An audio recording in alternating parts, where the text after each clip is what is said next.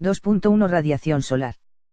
Pia UV viene de la raíz latina reidias igual a rayo, V viene a ser la expansión de la energía en el espacio, debido a la emisión de partículas atómicas o rayos de energía electromagnética de longitud de onda corta y larga, los cuales se transportan en el vacío con la misma velocidad y que tiene naturaleza electromagnética. Cuando inciden en un determinado cuerpo pueden reflejarse, refractarse o ser absorbidos. Cuando una radiación tiene la capacidad de producir trabajo se denomina energía, así por ejemplo la luz es una radiación denominada energía lumínica.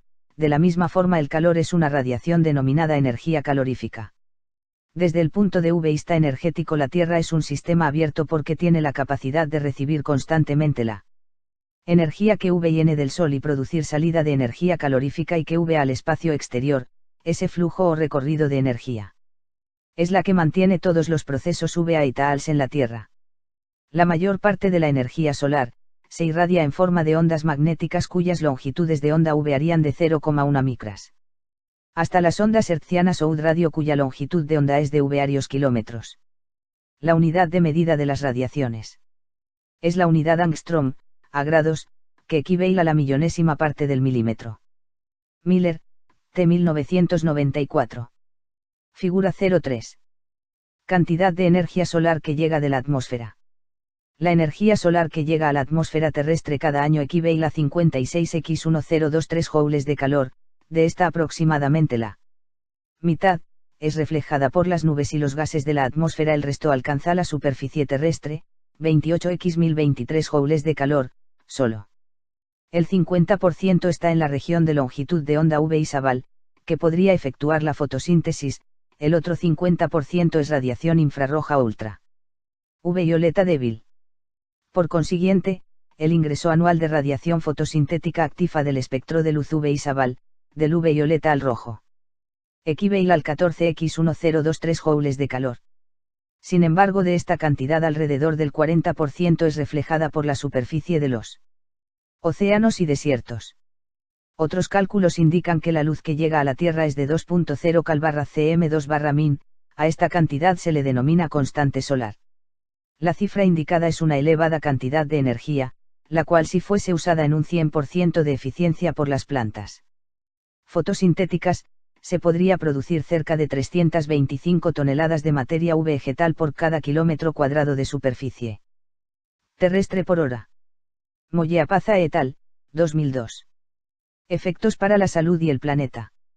Radiaciones ionizantes son radiaciones de alto contenido energético, capaces de desprender electrones de los átomos y si o enviartir a estos en iones positivos, los electrones e iones altamente reactivos resultantes, alteran millones de compuestos orgánicos en las células V4-as comprenden.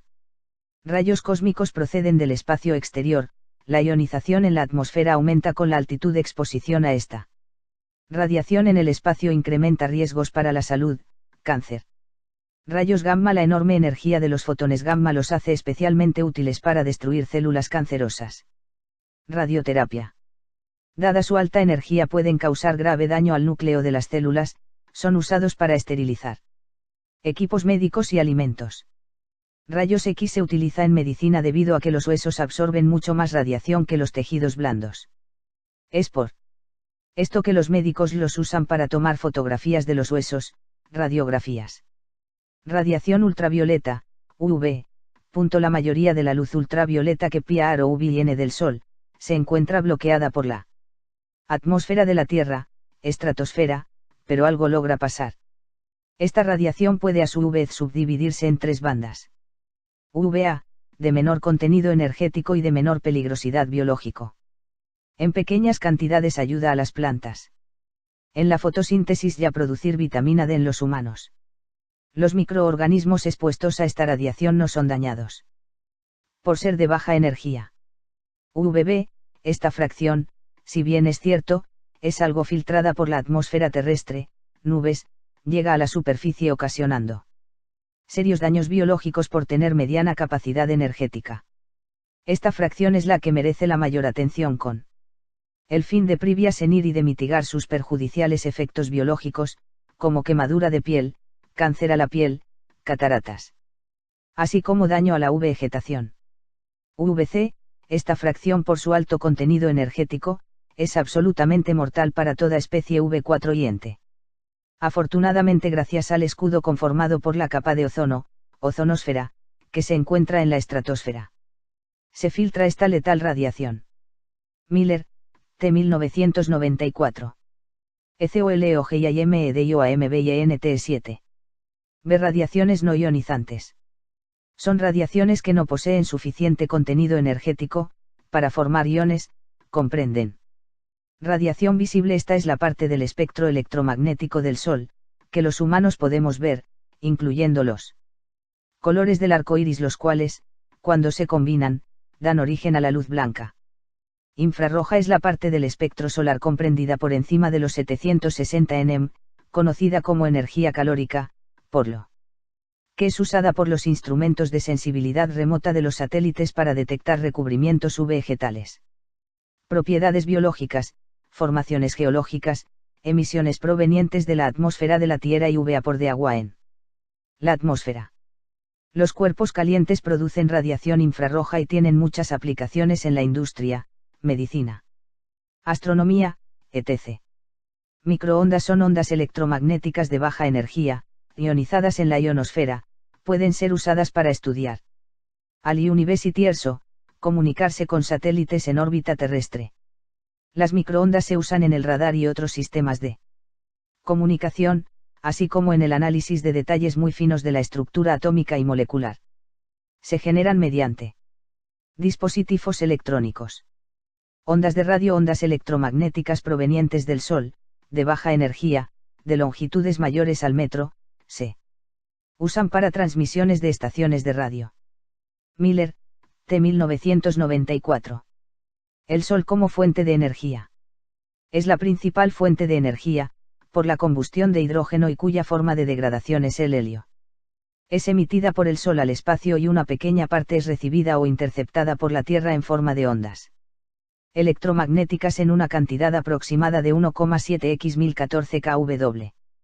La dirección con la cual incide la radiación solar directa depende tanto de la localización geográfica del lugar, como de la época del año. Además también depende de la orientación de la superficie expuesta en la zona tropical, es decir, cerca de la línea ecuatorial, la energía es más abundante. La energía solar es directa e indirectamente el origen de todas las fuentes de energía que hoy disponemos, a excepción de la energía nuclear, del átomo, geotérmica, del calor del interior de la Tierra, y mareomotriz, de las mareas. Ventajas del uso de energía solar. Es inagotable, mientras que los combustibles fósiles, petróleo, gas, carbón, se agotarán en el futuro. Es una energía limpia y no es polutante o contaminante. La energía solar puede aprovecharse de varias formas, para secado, calefacción y para producir energía eléctrica. Desventajas del uso artificial de la energía solar. El flujo de potencia que alcanza la superficie terrestre es pequeño, 1 kW/m2, comparado con el suministro de los combustibles fósiles, lo que implica una utilización extensiva, es decir, a mayor potencia se requiere de mayor área de dispositivos. La energía solar disponible en una localidad varía estacionalmente durante el año y, además, se ve afectada por variaciones meteorológicas, nubes, noche, que están fuera del control humano. Esto implica la necesidad de acumulación, baterías, con el fin de suministrar el consumo requerido. Los equipos necesarios para utilizarla, requieren de inversiones iniciales elevadas, comparadas con las que se requieren para sistemas IOU bidimensionales. Smith, R. Smith T2005. Importancia. La energía calórica recibida del Sol que atraviesa la atmósfera calienta el VIP de agua, provocando alteraciones en la densidad de los gases y por consiguiente causan la circulación atmosférica, vientos. La mayor parte de la energía que procede del Sol es utilizada por los seres vivos, las plantas la absorben directamente, produciendo la fotosíntesis que transforma la energía en alimento disponible para otras formas de vida, herbívoro, carnívoro, etc. Smith, R. Smith T. 2005. 2.2 Luz solar. Es una fracción del espectro de radiación electromagnética emitida por el Sol, corresponde a las longitudes de onda comprendidas entre los 390 nm, violeta, hasta 760 nm, rojo.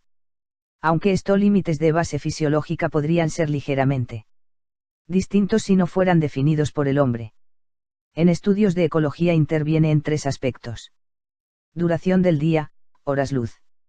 Intensidad, que varía de acuerdo a factores locales, no debe provocar daño en ningún momento. Naturaleza de la luz, UV, IR, etc. La luz, que influye sobre los organismos, PRO viene directa o indirectamente casi exclusivamente del Sol, con excepción de algunas bacterias. Todos los organismos existentes en la Tierra dependen de la luz. Efectos biológicos de la luz. En líneas generales se puede señalar que la cantidad de luz solar es un factor importante para establecer la distribución de las plantas y animales, además porque representa la principal fuente de energía que permite la asimilación de CO2 por las plantas para la síntesis de sustancias orgánicas mediante la fotosíntesis. La luz es un factor que influye por igual en organismos acuáticos y terrestres. Brack, Amendiola, C. 2002. A fotosíntesis. Desde el punto de vista energético, la fotosíntesis es el proceso por el cual los organismos con clorofila, plantas y algas, capturan energía lumínica y la transforman en energía química. La fotosíntesis es el proceso mediante el cual las plantas combinan el dióxido de carbono, CO2, de la atmósfera con el agua. En presencia de clorofila, producen materia vegetal, emitiendo al ambiente oxígeno, O2. Este proceso de las plantas depende de la intensidad y de la calidad de la luz. A mayor intensidad aumenta la fotosíntesis hasta un cierto NAIBL.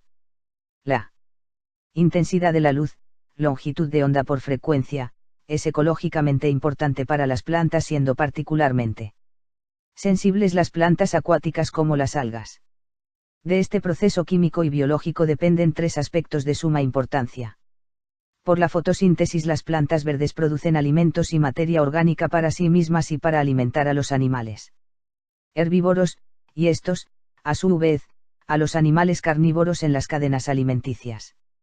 Se vuelve a utilizar el dióxido de carbono, CO2, producido por los animales y por los procesos de putrefacción o descomposición. De otra manera, el CO2 saturaría el planeta. Se restituye el oxígeno al aire y se hace posible la respiración.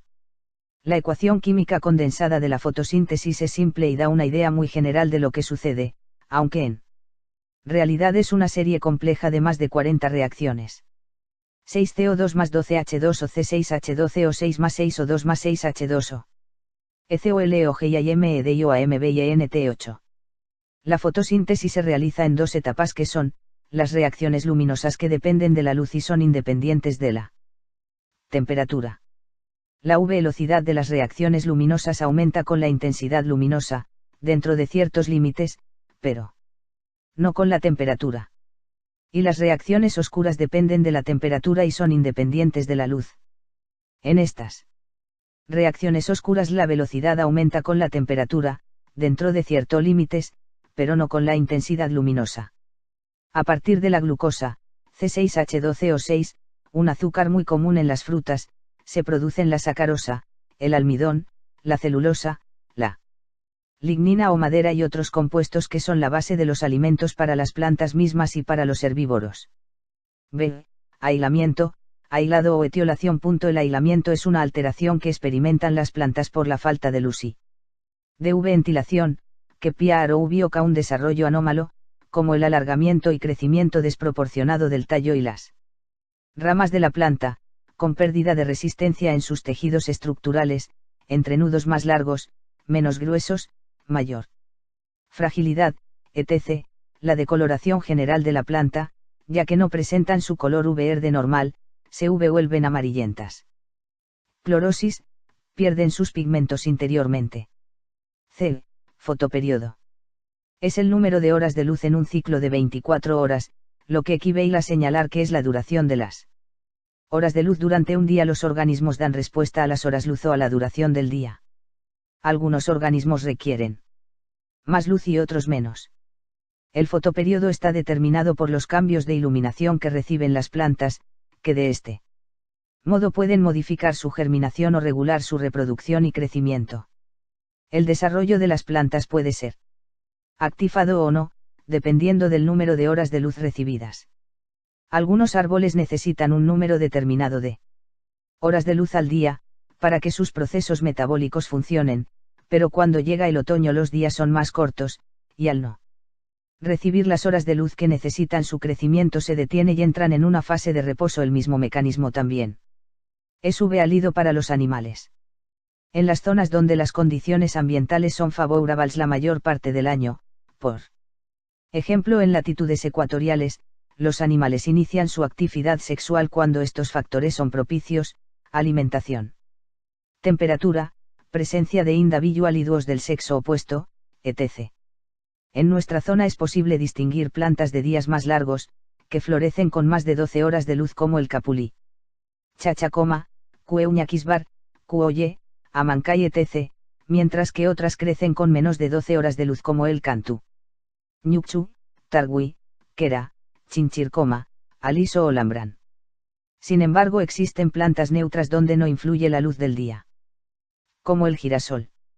De germinación de semillas. La luz inhibe la germinación de semillas de la mayoría de especies. Las semillas sensibles, inhibidas por la luz, se denominan fotoblásticas negativas.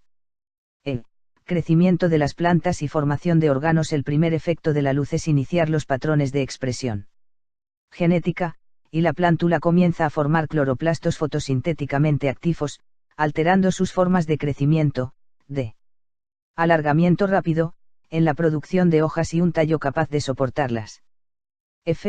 Fototropismo. Es la respuesta del vegetal frente a un estímulo luminoso.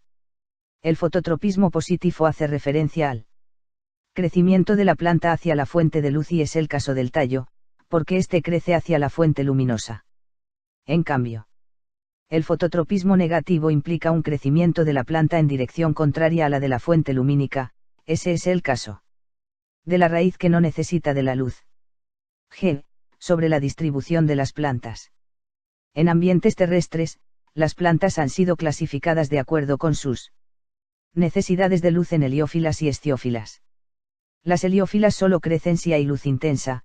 Muchas de ellas han desarrollado adaptaciones para tener acceso a grandes cantidades de luz, tales como las lianas y plantas trepadoras, uña de gato, la salvia, entre otras. Las plantas estiófilas se desarrollan con escasa iluminación, por ejemplo, los musgos y helechos, que suelen crecer a la sombra de grandes árboles. Fotocinesis. Es el efecto sobre la actividad fisiológica de los animales.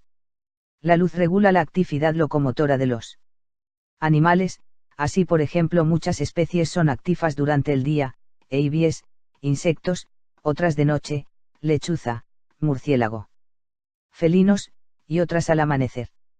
Igual existen algunas que salen al atardecer, cuando el sol se está ocultando, como es el caso de la cigarra llamada ecuento. Y órganos de los sentidos. Se manifiesta especialmente en los ojos. Por ejemplo, los animales que ven con poca luz mayormente tienen ojos grandes y son nocturnos. En plena oscuridad se reducen o desaparecen los órganos captadores de luz, como el caso de los peces que ven en los fondos marinos, o en el caso de parásitos internos, lombrices, tenias, triquina, etc. La luz de la luna es el reflejo de la luz que viene del sol. Ejerce influencia también sobre los animales. Así, por ejemplo, en los bosques tropicales amazónicos se sabe que cuando hay noches de luna llena existe mayor actividad que en las noches sin esa luz. Muchos felinos, como el jaguar, tigrillo, etc., tienen mayor actividad en esas noches. De igual manera, muchos pescadores aprovechan la luz de la luna para pescar mayor cantidad de peces. Brack, Amendiola C2002. 2.3 Calor y temperatura. Calor es un tipo especial de energía que solo se manifiesta en tránsito. No se puede aislar, ya que es una energía que se transmite de un cuerpo a otro, debido a la diferencia de temperaturas que estos presentan, y está determinado por la agitación molecular interna que presentan los cuerpos. Es decir, cuando hay mayor agitación el cuerpo está más caliente, y si la agitación es menor es cuando el cuerpo está más frío. Este flujo siempre ocurre desde el cuerpo de mayor temperatura hacia el cuerpo de menor temperatura, ocurriendo la Transferencia de calor hasta que ambos cuerpos se encuentren en equilibrio térmico. Los cuerpos no tienen calor sino energía interna. El calor es parte de dicha energía interna, energía calorífica, transferida de un sistema a otro, lo que sucede con la condición de que estén diferentes temperaturas. Temperatura es una magnitud física que expresa el NAIB. El de calor, ya sea de un cuerpo, de un objeto o del ambiente, viene a ser el movimiento cinético molecular de los cuerpos debido a la cantidad de calor que reciben o pierden y se mide en grados. Dicha magnitud está vinculada a la noción de frío, menor temperatura, y caliente, mayor temperatura. Es el estado térmico de una sustancia con respecto a su capacidad de transmitir calor. La temperatura es un factor ecológico importante, ya que sus variaciones e influencias son muy evidentes, y a diferencia de otros factores ecológicos, puede medirse con relativa facilidad. Medición de la temperatura. La temperatura es una medida del calor o energía térmica de las partículas en una sustancia. También se dice que la temperatura es el índice de NAIB. El térmico donde se encuentra determinada cantidad de calor, es un factor numérico que se emplea para medir la cantidad de calor de un cuerpo, se mide con el termómetro en diferentes escalas, y se expresa en grados. Temperatura ambiental es la temperatura del ambiente y se puede medir con un termómetro ambiental. La temperatura es una medida relativa. Las escalas que se basan en puntos de referencia deben ser usadas para medir la temperatura con precisión. Hay escalas comúnmente usadas actualmente para medir la temperatura: la escala Fahrenheit, grados F, la escala Celsius, grados C, la escala Rankine, grados R, y la escala Kelvin, grados K. Cada una de estas escalas usa una serie de divisiones basadas en diferentes puntos de referencia, tal como se describe a continuación. Figura 04, escala de temperatura. ECOLOGIMEDIOAMBINT9. Temperatura corporal de los animales. Braca Mendiola C2000. Además del calor proveniente del exterior por las radiaciones infrarrojas del sol, los animales poseen un calor propio. Proveniente de los procesos de transformación y oxidación de los alimentos, metabolismo. En base a esta producción de calor y a la velocidad del intercambio entre los organismos y el medio, los animales pueden clasificarse en dos grupos. Homotermos. Llamados también endotermos u homeotermos. Son aquellos animales de sangre caliente que conservan su temperatura corporal constante gracias al elevado metabolismo que poseen, pueden adaptarse a diferentes ambientes. Fríos o cálidos, porque tienen la capacidad de regular su temperatura corporal. Entre estos se encuentran las aves y los mamíferos. Tienen mecanismos que les permiten regular su temperatura en el del sistema nervioso y endocrino. Las plumas de las aves, los pelos de los mamíferos y el tejido subcutáneo que viene a ser tejido adiposo, son estructuras tegumentarias que los aíslan térmicamente del medio ambiente. Poiquilotermos. Conocidos también de sangre fría, en el caso de animales producen poco calor y este se libera rápidamente al ambiente. Los animales invertebrados, peces, anfibios y reptiles son poiquilotermos.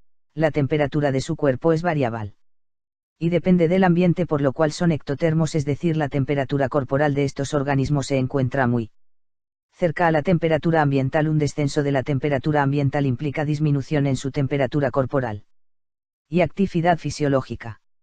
Límites de tolerancia a la temperatura. Gile 1983. Los animales se desarrollan bien en temperaturas que oscilan entre 5 grados y 35 grados, rango que constituye su temperatura óptima. Existiendo además una temperatura máxima y otra mínima que limitan las posibilidades de vida de un animal determinado. Constituyendo estos tres valores sus temperaturas críticas. De acuerdo con la amplitud para tolerar los cambios de temperatura del ambiente, los animales se pueden clasificar en estenotermos y euritermos. Estenotermos son los organismos que soportan pequeñas diferencias de temperatura: reptiles, anfibios, insectos.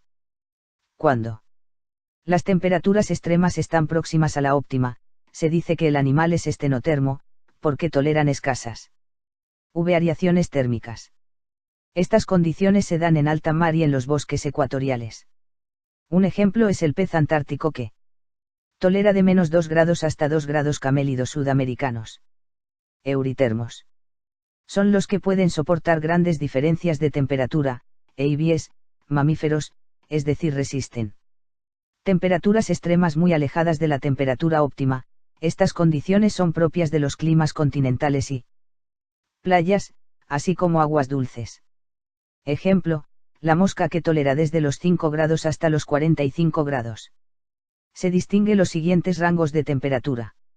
1. Temperatura óptima es aquella temperatura en la que el proceso VA-ITAL se realiza con la máxima velocidad. 2. Temperatura máxima efectiva corresponde a la mayor intensidad calorífica bajo el cual el organismo puede seguir V4 yendo indefinidamente en estado de actividad. 3. Temperatura máxima de supervivencia es la temperatura más alta en la que un organismo ya no puede realizar sus funciones en forma normal, por tanto se produce la muerte. 4. Temperatura mínima efectiva es la temperatura más baja en la que un organismo puede V4 ir indefinidamente y en estado activo. 5. Temperatura mínima de supervivencia es la temperatura más baja en la que el organismo ya no puede V4 ir y muere, al entrar en coma por enfriamiento y esta depende del periodo de exposición a dicha temperatura. Efectos de la temperatura en los organismos. En los ambientes acuáticos la temperatura no puede bajar por debajo del punto de congelación en condiciones naturales. Esto quiere decir que la temperatura del agua no es nunca inferior a 0 grados y en los océanos nunca desciende por debajo de 2.5 grados C. La temperatura máxima en ambientes marinos probablemente corresponda a 36 grados obtenidos en el Golfo Pérsico. En aguas someras y sobre todo en las aguas continentales dicha temperatura máxima puede ser mayor. Por otro lado, la temperatura más baja registrada en la superficie corresponde a la región siberiana con -70 grados en el otro extremo. Se han registrado en algunos desiertos temperaturas superiores a los 60 grados. El suelo de los desiertos expuesto a la acción de los rayos solares durante el mediodía puede alcanzar los 84 grados. El agua en las fuentes termales y géiseres puede aproximarse a los 100 grados e incluso se puede alcanzar temperaturas más elevadas en zonas subvolcánicas. La temperatura es importante para el desarrollo de los organismos, generalmente a mayor temperatura el desarrollo es más rápido, es decir, el tiempo requerido para una determinada etapa del desarrollo se acorta, debido a que a mayor temperatura se aceleran los procesos fisiológicos del organismo. La temperatura también influye en el proceso de reproducción, por ejemplo la maduración de los huevos de la mosca doméstica demora 20 días a 20 grados y solo 4 días a 30 grados, asimismo se ha comprobado que las EIBs que V4 en la puna ponen menos huevos que sus congéneres que V4 en zonas calientes, por ejemplo el gorrión americano, llamado también como pichinco, ponen un promedio de 2 huevos en la puna, mientras que en las zonas más calientes pueden poner hasta 5 huevos en cada incubación. La temperatura constituye con frecuencia un factor decisivo para la distribución de plantas y animales en zonas climáticas. Debido a las adaptaciones a la temperatura ambiental, existen plantas y animales propios de temperaturas bajas y otros en temperaturas altas. Las especies de zonas cálidas no pueden V4 ir en zonas frías, por ejemplo la palmera pijuayo que vive en la selva amazónica no puede crecer en la puna quiescencia o dormición. Cuando el desarrollo presenta una parada brusca el cual es inducido directa o indirectamente por las condiciones ambientales. Este estado se presenta en dos formas. Estivación, es un alto en el desarrollo producido cuando la temperatura es muy elevada o también la humedad escasa. Factores a menudo ligados. Ciertas náyades de libélulas pueden sobrevivir 4 y varios meses en las arenas secas. Huevos de mosquitos de varias especies resisten en estifación hasta que aparecen las lluvias. Hibernación, ocurre cuando las temperaturas se hacen lo suficientemente bajas como para detener completamente el desarrollo. El estado de hibernación tiene lugar en especies de zonas frías y templadas a temperaturas relativamente bajas, tal es el caso de muchos mamíferos como el oso polar, el oso pardo, el zorro ártico entran en hibernación. Cuando un organismo está aletargado, los procesos bioquímicos que se producen en él, están determinados por la temperatura del ambiente. Moyeapaza, A.E. et al. 2002. Cambios de temperatura en el ser humano. La temperatura normal del cuerpo de una persona varía dependiendo de su sexo actividad reciente consumo de alimentos y líquidos, la hora del día, etc. y en el caso de las mujeres, de la fase del ciclo menstrual en la que se encuentren. Tradicionalmente la medicina considera que la temperatura corporal normal oscila entre 36,5 grados y 37,5 grados en el adulto saludable. El valor promedio viene a ser 37 grados. Existen mecanismos de regulación térmica interna y externa en el ser humano como mecanismos externos de pérdida de calor, por radiación, conducción, o enviección y evaporación, sea física. Mecanismos internos de pérdida de calor, controlados por el organismo, sudoración, vasodilatación. Mecanismos externos de ganancia de calor, por radiación directa del sol, la irradiación y ECOLOGIAMEDIOAMBINT10. Mecanismos internos de ganancia de calor, vasoconstricción, piloerección, termogénesis química, espasmos musculares. Fiebre, enfermedades infecciosas bacterianas, lesiones cerebrales, golpes de calor. Reacciones en el ser humano a las diferentes temperaturas corporales. Al calor. 37 grados, temperatura normal del cuerpo, tomada en cavidad oral. Puede oscilar entre 36,5 y 37,5 grados C. 40 grados, mareos, vértigos, deshidratación, debilidad, náuseas, vómitos, cefalea y sudor profundo. Hipertermia. Al frío. 35 grados, temblor intenso, entumecimiento y coloración azulada barra gris de la piel, hipotermia. 2.4 Atmósfera y aire. La atmósfera, del griego atmas igual a VIP, humo y esfera igual a globo, esfera. Es la envoltura gaseosa de la Tierra y comprende el aire, permite la ida en ella. Se extiende hasta más allá de los 2,400 km desde la superficie y no es uniforme. Además de gases contiene polvo, humo, nubes, humedad que le dan una apariencia brumosa. Esta dividida en 5 capas, estructura de la atmósfera. Troposfera. Es la capa más próxima a la Tierra y alcanza un promedio de 12 km, la temperatura disminuye con la altura, en ella se desarrollan la mayoría de los fenómenos meteorológicos, lluvias, vientos, relámpagos, humedad, arco iris, etc. Estratosfera alcanza hasta los 50 km de altura, se denomina también como región de calma, no hay fenómenos meteorológicos. La temperatura es mayor que en la troposfera, a los 30 km aproximadamente empieza la capa de ozono que se constituye como una pantalla protectora contra la radiación ultravioleta. El oxígeno se halla enrarecido. Mesosfera se encuentra por encima de la estratosfera, alcanzando una altura de 80 km. En esta capa el aire es más enrarecido, con temperaturas bajas.